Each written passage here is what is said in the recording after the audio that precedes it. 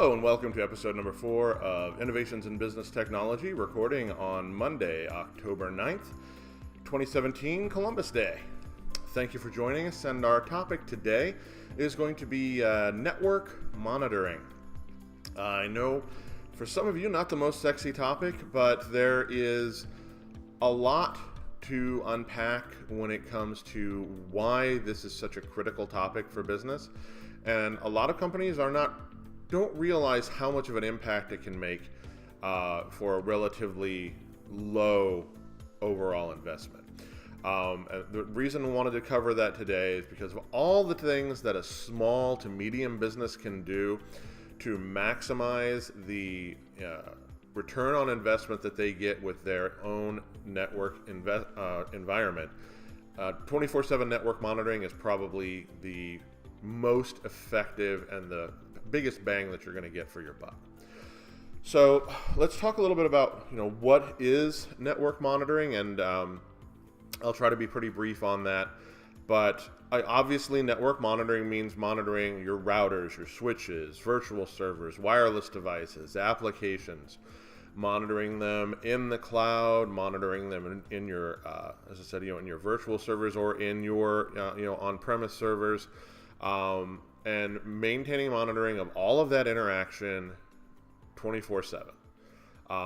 This allows you to do a number of things. Most importantly is to keep track of and be prepared for and respond to any kind of network slowdowns, network outages, network irregularities, things that can cause problems and lead to downtime. For any type of customer-facing business, downtime is devastating. And the longer that downtime goes on, the more devastating it can be financially. So anything that can help you make sure that your network is up and running at all times and find and head off at the pass, so to speak, those slowdowns, which can become minor outages, which can become full office-wide downtime, that's why you monitor your network. Now, in addition to that, the fact that you're monitoring your network means that you're able to know where problems are. So even if you're not dealing with an outage, you can see if you have a bottleneck that's occurring due to an application that might be out of date, or an application that just updated and now broke the interconnections with a number of other applications that you have. This is something that happens frequently. So by monitoring your network, you know where these issues are coming from, and it makes it a lot easier for your IT staff, whether it be an internal IT staff or an external IT staff or a hybrid environment with a mix in between. It makes it much easier for whoever's job it is to fix it to know what it is they need to fix. Because if all they have is an outage or all they have is a problem, it can be very difficult for them to replicate that problem if they don't know where it originated, if they don't know where to look to try to find the originating source of whatever that network problem might have been. And all of these things really provide immediate return on investment. Eliminating one day worth of your company being down, in many cases, will pay for a year's worth of network monitoring for most companies if you have a highly active revenue generating model.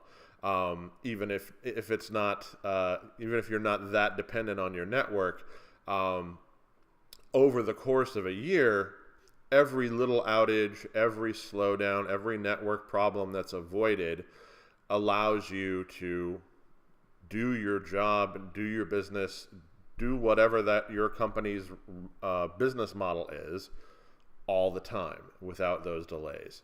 That always leads to a significant return on investment compared to almost any other type of technology or technology service.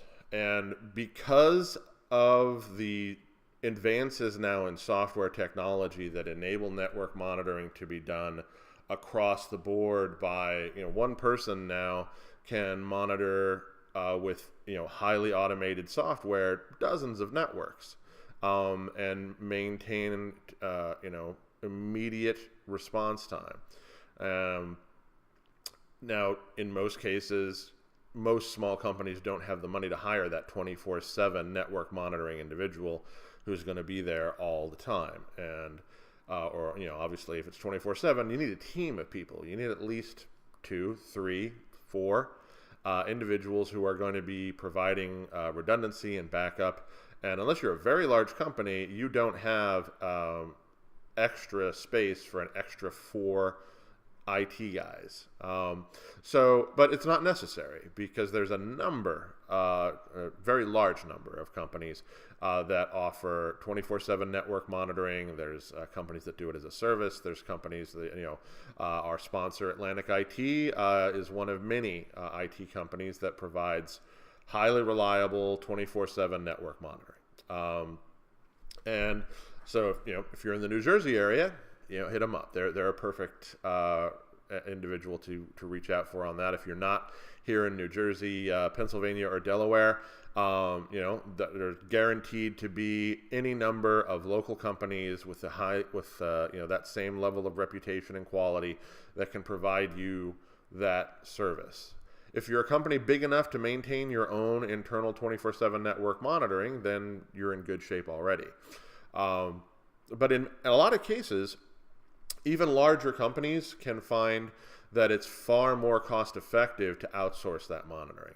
For one company to have 4 individuals on staff, you're typically going to be paying 10 times what it would cost to have an an outsourcing or third-party vendor manage that. If security or internal processes are critical, sometimes it's still worthwhile to keep that in-house.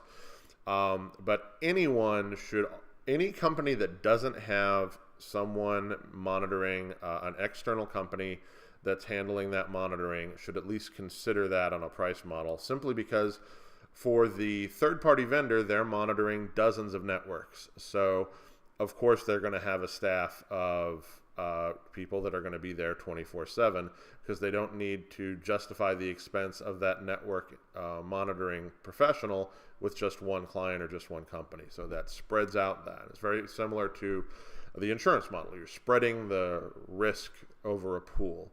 And by having a third-party vendor for network monitoring, you're making it so that you're not having to foot the full bill for the monitoring software. You're really only getting what you need out of it, which is the fact that somebody's watching your network at all time. You're getting regular reports and dashboard and all the information that you need. And if anything does go wrong, somebody's watching it at all times. And that leads us to what I think is the most important reason why this type of software this type of process is critical, and that is security. Having someone monitoring your network at all times means that any type of clear network irregularity is going to stand out, it's going to get noticed, and it's going to be able to be acted upon before it turns into a catastrophic breach. So I want to give a quick example of something that recently happened to a podcaster that I respect, a gentleman by the name of Scott Johnson. He discussed this at length on the Daily Tech News show, so I feel free to go ahead and share that. So he's on his podcast one day, and he's sitting there, and all of a sudden he gets a notification that his Twitter password's been changed. Then seconds later, the email attached to his Twitter password has been changed. And moments after that, basically his Twitter account is locked, and he is completely locked out. He has no way to get in. And he's getting messages from some unknown actor operating out of a VPN in Riyadh, Saudi Arabia. God only knows where the actual computer was running or where the actual hackers were operating out of. But in minutes, he had completely lost control of his social media. Fortunately for him, all of his other social media and his banking were all protected behind two-factor authentication, something that is always highly recommended. But just due to an oversight, his Twitter, for whatever reason, was not protected by two-factor. Rest assured it is now. And since the third party since the hackers had completely taken over control of his email, he had no way to file a normal dispute. He had to go ahead and contact Twitter's customer service for a manual ticket, which took about 12 hours. Within that 12 hours, those folks were using every possible message, DM, penetrating into his contacts, trying to message people to trick them into giving their credit card information through social engineering. It was a full court press against his listener base, and obviously something that that concerned him greatly. Fortunately for him and for his listener base, they're podcast listeners, they're technologically literate people, and they were not taken in by any of the tactics used by the hackers. And so fortunately, no real harm was done. But what's key here is how this happened. The way the hackers were able to get access to his Twitter was because a major domain registrar also manages his email server, which he has through his domain registrar, which a lot of us do. And they managed to breach in and get access to his email and a small number of other customers' email. The reason it was a small number of customers is because that company had 24/7 active network monitoring, and they noticed immediately the odd activity in a number of email servers. They locked those down, cleared their cache, identified and corrected the vulnerability, which allowed them to do the hack. And literally in the matter of minutes, the entire breach had been shut down from the domain registrar's perspective.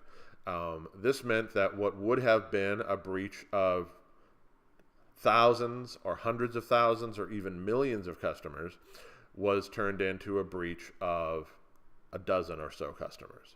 Now, that didn't help Mr. Johnson. Unfortunately, he still had to deal with half a day's worth of very stressful Twitter interactions. But it did mean that, fortunately, customers who may not have been as technologically savvy and may not have been the type of person who would have immediately jumped on that Twitter email as he did, didn't suffer potentially catastrophic breaches or much more serious data loss or identity theft. And that was all because of 24/7 network monitoring being maintained all the time for them. So that's an example of how important it is today, because at any time there are bad actors out there looking to break into your network, and you don't have to be a bank, you don't have to be a software company, you don't have to have millions of dollars in intellectual property secrets that you're protecting. All you need to do is be a company with people, because if a bad actor can break into your company's email and then break into those contacts, they can do that sort of thing just by having access to the email. So many people tie all of their accounts back to email authentication that the greatest point of vulnerability is that email. And every company has email, and every company stands to lose a great deal if some hacker in Romania is blasting to every contact on your email server, trying to use that email to steal their social media, to hack into their passwords, to social engineer access to their bank accounts or credit cards. And that's why I think of all the things that network monitoring means, it means peace of mind that none of those things will ever occur to you or your customers or your employees without you being on top of it and acting to defend against it immediately. So let's go ahead and have a word from our sponsor, Atlantic IT. Atlantic IT is a full-service IT outsourcing partner located in Somerset, New Jersey, servicing clients from New York all the way to Washington, D.C. along the Eastern Seaboard. Atlantic IT has over 30 years in managed services experience and can provide everything from basic network monitoring all the way to providing a fully functional outsourced IT department. If you have needs in any aspect of IT, Atlantic IT can be your trusted partner and will provide the best service at the best value. We thank Atlantic IT for their support of innovations in business technology. Thank you for joining us for this week's episode of Innovations in Business Technology. Please feel free to reach out to us at ibtpod@gmail.com with any feedback, suggestions, or requests to come on as a guest. We're always happy to have guests on board. And that's it for today's episode 4 on network monitoring for October 9th, 2017. Big Troy signing off.